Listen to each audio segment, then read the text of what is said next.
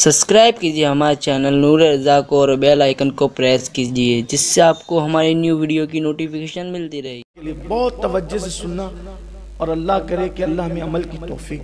सिर्फ दिल बहलाने के लिए मत सुनना, अमल की खातिर। और फिर देखना जब दिल में रहम करोगे, अल्लाह की मखलूक पर रहम करोगे, अल्लाह की तरफ से फिर इनामात की बारिश कैसे होती है। सहाबा किराम मिस्र फतह करने के लिए गए तो उनके जो कायद थे और सिपा सालार थे वो जनाबे अम्र इब्न आस रज़ी अल्लाह ताला थे। बड़े अजीम और जलीलुल क़द्र सहाबा में से ये, और अल्लाह ताला ने बड़ी ज़हानत दी थी।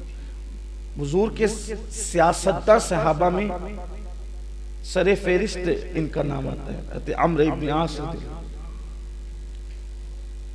ये मिस्र के गवर्नर रहे, फारूक आजम के दौर में मिस्र के गवर्नर रहे। बहुत अल्लाह ने दानिशमंदी, होशियारी और चालाकी दी थी। तो जब मिस्र फतह करने के लिए गए तो वहां जंग के लिए खैमे लगाए गए, क्योंकि सिपा तो दिन में मैदान में जंग करेगी, रात के वक्त तो सिपाहियों को अपने खैमों में आराम करना आकर। तो सिपा सालार आजम का भी खैमा लगा था हजरत अम्र इब्न आस का। चूंकि वो जंग इतनी तवील हुई और इतने दिनों तक चली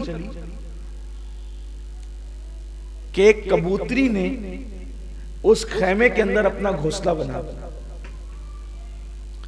अब घोंसला बना दिया तो उसने अंडे भी दे दिए उसमें।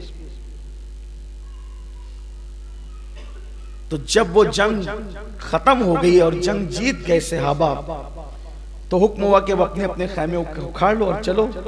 तो अम्र इब्न आस ने फरमाया कि सबके खैमे उखाड़ दिए जाएं, मेरा खैमा नहीं उखड़ेगा, इसलिए कि जितनी रकम इस खैमे पर मुसलमानों के माल की, बैतुल माल की लगी है, वो रकम मैं अदा कर देता हूं, लेकिन ये खैमा यहीं रहने दो।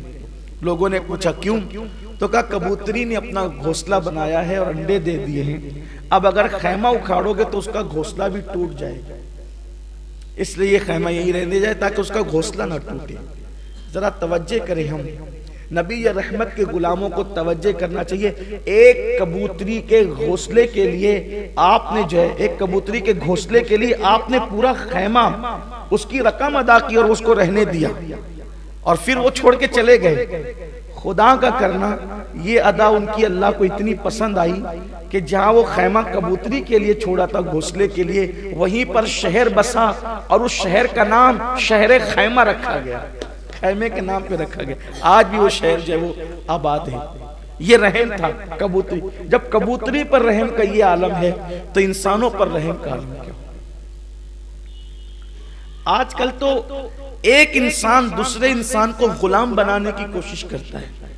एक मर्तबा इन्हीं अम्र इब्न आस के बेटे ने किसी मुसलमान को मारा और ये कंप्लेन फारूक आजम तक आई। तो फारूक आजम का तारीखी जुमला था, जुमले बड़े शानदार हैं इन लोगों के, कोई इस तरफ तवज्जो करे, अकवाल बड़े जबरदस्त हैं।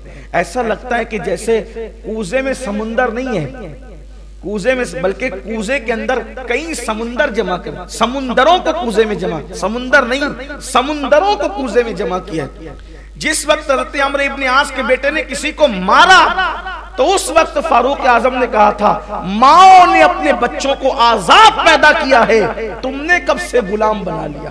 कोई मुसलमान किसी का गुलाम नहीं है, मुसलमान सब आपस में भाई भाई, इन्नमल मुमिनूना इख्वा। तो रहम करो अल्लाह की मखलूक पर, और जो अल्लाह की मखलूक पर रहम करे फिर उन बंदों की शान, इसलिए कि कभी कभी हजारों साल की नफिल इबादतें उस मकाम पर नहीं पहुंचाती जहां पर अल्लाह की मखलूक पर रहम करना पहुंचा देता है। जैसा कि वो मशहूर वाकया, वो नचनिया और रक्कासा जिसने कुत्ते को पानी पिलाया, रहम की अल्लाह की मखलूक पे, बख्शी गई।